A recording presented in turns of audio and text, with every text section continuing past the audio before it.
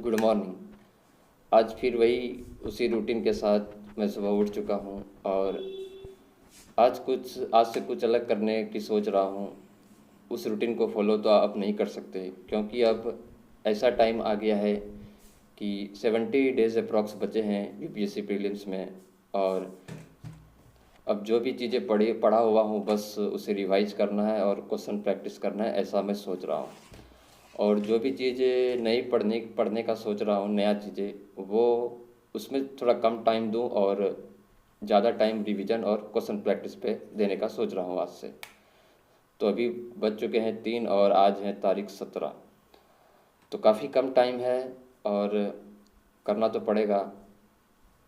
तो चलते हैं कि आज सोच रहा हूँ कि आज से क्वेश्चन प्रैक्टिस में टेस्ट सीरीज लगाने की सोच रहा हूँ कि पर डे मैं आज से एक टेस्ट सीरीज लगाऊंगा।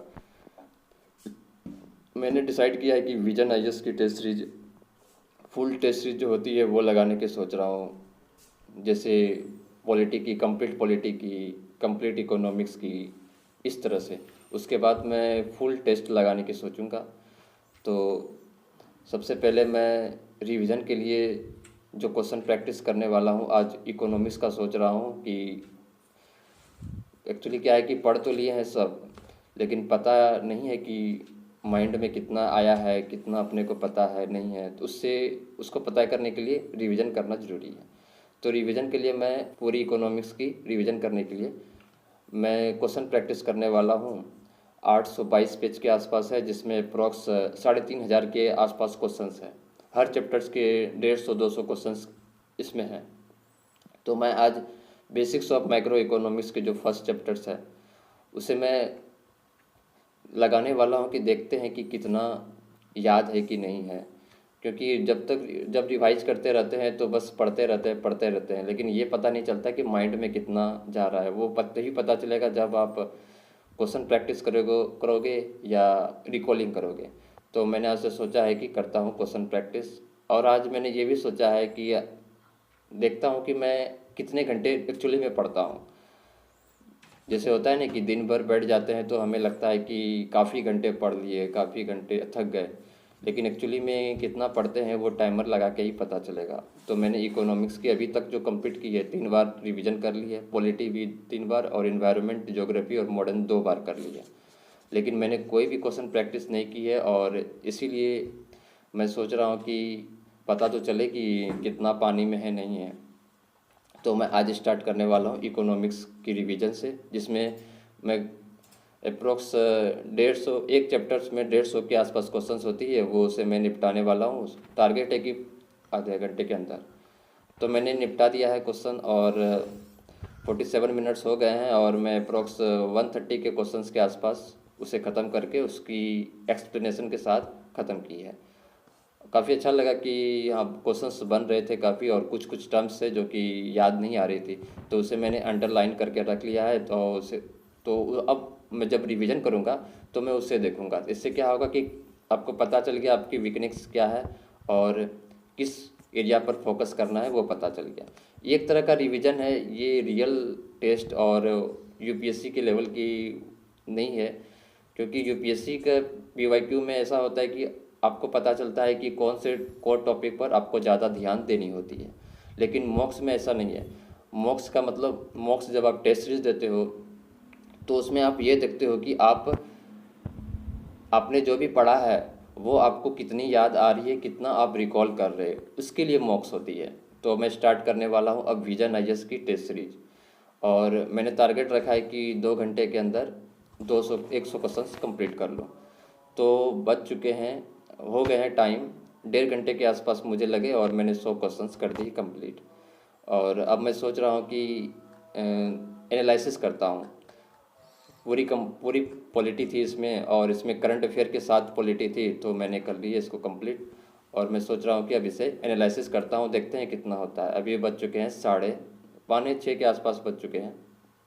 और इसको एनालिसिस में शायद टाइम ज़्यादा लगेगा, ज़्यादा टाइम लगे सही, लेकिन एनालिसिस अच्छे तरीके से करनी चाहिए। तो अभी हो चुके हैं 8:17 और साढ़े अप्रॉक्स 4 घंटे के आसपास मैंने सिर्फ क्वेश्चन प्रैक्टिस में ही लगाई है, जिसमें इकोनॉमिक्स की, फिर विजन आईएएस की टेस्ट सीरीज दी और 50 क्वेश्चन के आसपास मैंने एनालिसिस की है। और मैं सोच रहा हूँ कि बाकी के क्वेश्चंस जो 50 बचे हैं एनालिसिस करना, वो मैं कल करूँ, क्योंकि एनालिसिस में काफ़ी टाइम लग जा रहा है। क्योंकि उसमें क्या है कि आपके इसमें ऐसा नहीं है कि आपने जो सही किया है बस उसको स्किप कर देना, ऐसा नहीं है। आपने जो सही किया है उसके उसके भी जो आंसर्स हैं उनको आप पढ़े, उनको जाने की, और भी जो भी एक्स्ट्रा इन्फॉर्मेशन दी गई है उसे भी पढ़ने की कोशिश कर रहा हूँ। तो उसमें तो टाइम लगेगा। अगर 1.5 घंटा आपको 100 क्वेश्चन कंप्लीट करने में लग रहे हैं तो आपको 2.5-2 घंटे तो लग जाएंगे एनालिसिस करने में। हमको तो लग गया। तो अब मैं सोच रहा हूँ कि क्वांट्स के लिए, जो बैंकिंग एग्ज़ाम के लिए होती है, तो मैं सोच रहा हूँ आज मिक्सचर एंड इरिगेशंस के जो बचे हुए पार्ट है उसे मैं कंप्लीट कर लूँ। क्योंकि जैसे यूपीएससी प्रीलिम्स ख़त्म होगी, वैसे ही नाबार्ड, आरबीआई ग्रेड बी, फिर एसएससी वगैरह के एग्ज़ाम आने चालू हो जाएंगे। फिर बाद में टाइम बिल्कुल नहीं मिलेगा। तो मैंने टारगेट रखा है कि अप्रैल या मई के लास्ट वीक तक मैं पूरी क्वांट्स और रीजनिंग अच्छे से कर लूँ। अगर ये दो सब्जेक्ट अगर स्ट्रांग कर लेता हूँ तो बाकी के सब्जेक्ट्स में ज़्यादा फोकस करने की ज़रूरत नहीं होगी। इसलिए मैं सोच रहा हूँ कि और मुझे क्वांट्स और रीजनिंग अच्छा लगता है एज़ कम्पेयर टू इंग्लिश। इसलिए मैं सोच रहा हूँ कि सबकी अलग अलग होती है, मेरी ऐसी है, मेरा ऐसा है, इसलिए हम ये सोच रहे हैं कि ऐसे करते हैं। तो जल्दी करते हैं स्टार्ट और ख़त्म करते हैं इसको। बीच में हो गया लैपटॉप बंद और जिसमें मैं टाइमर लगाया था वो हो गया ख़त्म। तो हम सोच रहे हैं कि अब टाइमर स्टार्ट करते हैं आईपैड में और अभी से देखते हैं कि कितना टाइम और पढ़ सकते हैं। 4 घंटे तो मैंने सुबह पढ़ ली थी, 4.5 घंटे के आसपास, जिसमें सिर्फ क्वेश्चन प्रैक्टिस और एनालिसिस में चला गया। तो मैंने पूरी मिक्सचर एंड एलिगेशंस अच्छे तरीके से कंप्लीट कर लिया है और अब देखते हैं कि अब क्या करना है। अब सोच रहे हैं कि करंट अफेयर करने की सोच रहे हैं। अभी 1 घंटा के आसपास मैंने पढ़ाई किया है और सोच रहा हूँ कि आज करंट अफेयर में ज़्यादा टाइम दे दूँ। 2-3 बजे के आसपास मैं टाइम देने का सोच रहा हूँ। इसमें कुछ नहीं करना होता है, बस हेडफोन लगा के आराम से सुनना होता है, कोई कॉपी कलम कुछ लगाना नहीं होता। तो थोड़ा एक अच्छा फील होता है कि लिखना वगैरह नहीं है, बस ध्यान से सुनना है और इसकी पीडीएफ तो अवेलेबल है ही और ये करते रहना है। तो अभी बज चुके हैं 1 और ये मैंने कर लिए कंप्लीट करंट अफेयर। अब मैं सोच रहा हूँ कि दूसरा और भी ट्राई करता हूँ। तो अभी 3 घंटे के आसपास मैंने की है पढ़ाई, 3 घंटे अभी और सुबह 4 घंटे, टोटल 7 घंटे हुए हैं। और अब नहीं लग रहा है कि अब थोड़ा मुश्किल है कि अब पढ़ना, लेकिन शायद नहीं हो पाएगा। अब सोच रहे हैं कि यहाँ से प्लेस चेंज करके लाइब्रेरी में ट्राई करते हैं, तो शायद वहाँ पढ़ाई हो जाए। क्योंकि एक जगह पे बैठने पे तो बोर तो हो ही जाओगे, लेकिन अब तो बोर नहीं होना, क्योंकि एग्ज़ाम का में तो बोर वाले चीज़ों को तो अब माइंड से निकाल ही देना है। बस हमें डिसाइड करना था कि एक्चुअली में हम पढ़ते कितना है। इतना टाइम तक पहले सोचते थे कि शायद 8-9 घंटे के आसपास पढ़ाई हो चुकी होगी, लेकिन एक्चुअली में पढ़ाई कितनी हुई है, 7 घंटे के आसपास। तो चलते हैं अब लाइब्रेरी की तरफ पढ़ते हैं। तो तैयार होके निकल चुके हैं लाइब्रेरी की तरफ और यहाँ से मुझे 30 या 35 मिनट्स लगेंगे लाइब्रेरी पहुँचने में। थोड़ी वॉकिंग भी हो जाएगी और देखते हैं। आज सोच रहे हैं कि लाइब्रेरी में इन्वायरमेंट स्टार्ट करूँ और 3-4 चैप्टर्स कंप्लीट करने की कोशिश करूँ। तो मैंने 4 चैप्टर कर ली है कंप्लीट और मुझे ऐसा लगा कि मैंने लाइब्रेरी में 3 घंटे से ज़्यादा पढ़ाई नहीं की है।